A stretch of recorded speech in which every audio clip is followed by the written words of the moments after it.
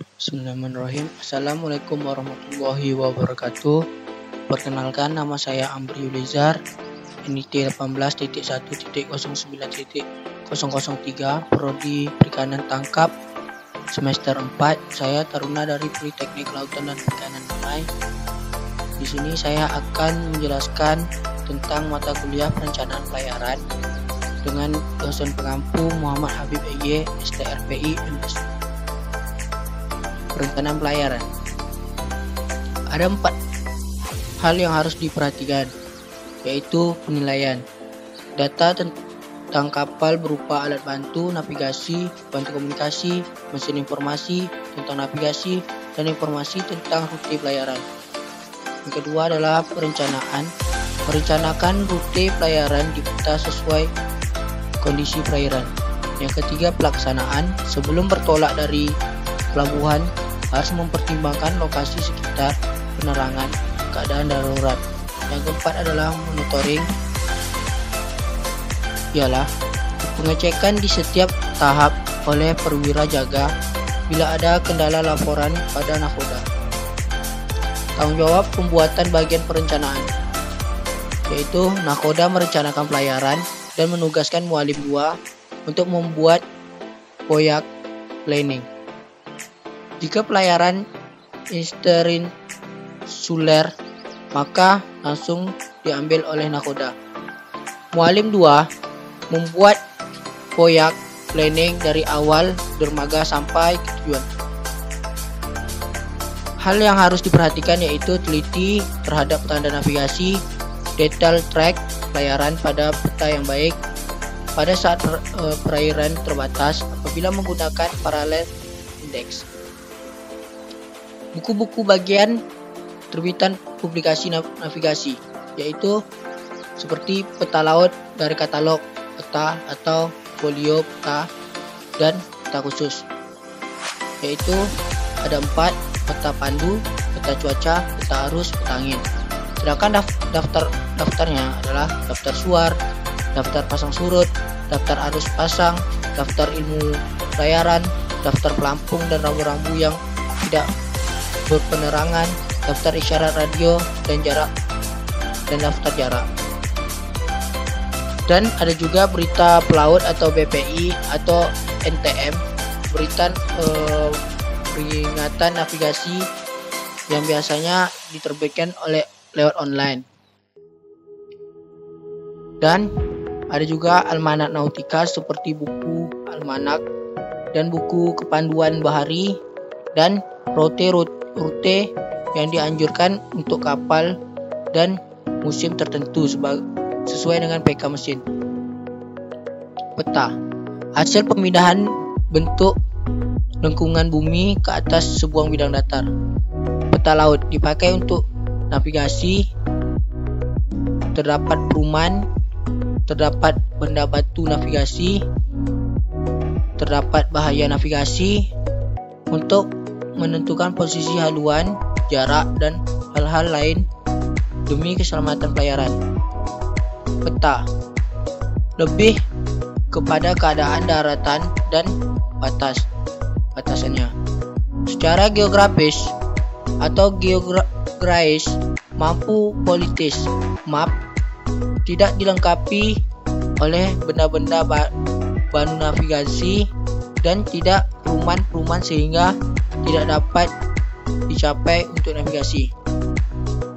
Hal yang harus diperhatikan pada saat melihat peta yaitu bahan penerbit, 2 jenis proyeksi peta yang dipakai, 3 koreksi kecil dengan BPI atau NTB atau NTM, 4 petunjuk-petunjuk yang peringatan yang diberikan, 5 patokan bagi pelayaran penting, 6 muka saluran atau chat dan tom. Yang ke-7 bahaya navigasi. Yang ke-8 satuan kedalaman atau soundings serta ukuran yang dipakai. Pemesanan peta yaitu nomor peta, nama peta, skala peta, dan negara penerbit. Dan inilah bentuk-bentuk dari gambar-gambar yang berada di dalam peta, seperti batas daerah tidak aman, garis-garis air rendah, dan sebagainya. Kita bisa lihat ya. Dan ini adalah tanda-tanda yang ada di dalam peta.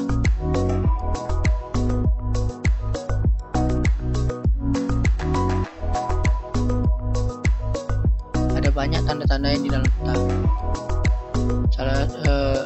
Dan ini sebagian dari tanda-tanda yang ada di dalam peta. Proyeksi peta. Apa itu proyeksi peta? Proyeksi adalah cara pemindahan garis paralel dan meridian dari globe atau bidang lengkung menuju ke bidang datar. Ketentuan proyeksi adalah luas permukaan yang dirubah harus tetap. Jarak antara dari satu titik ke titik lain di daerah yang ditetapkan harus tetap. Bentuk yang diubah harus tetap.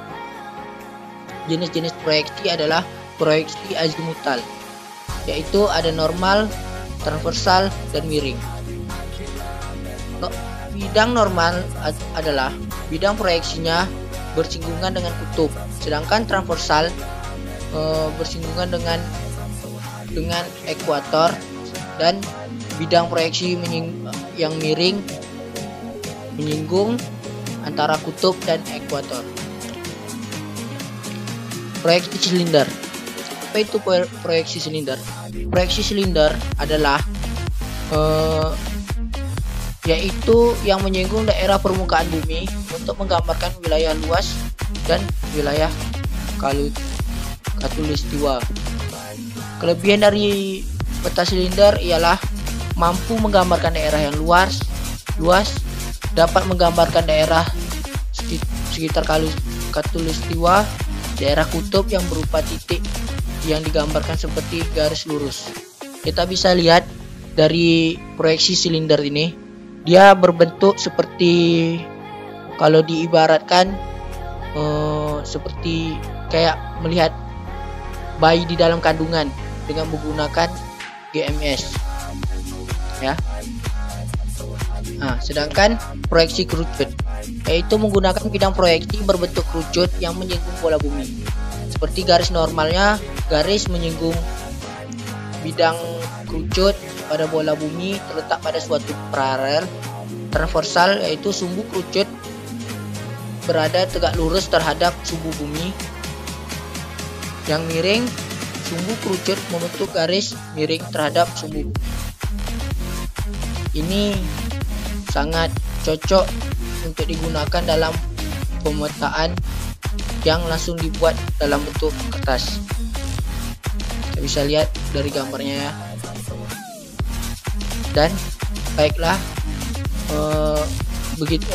cukup di situ saja hasil paparan saya. Kalau misalnya saya ada salah, saya mohon maaf. Untuk mengakhiri ini, mari kita mengucapkan alhamdulillah. Assalamualaikum warahmatullahi wabarakatuh.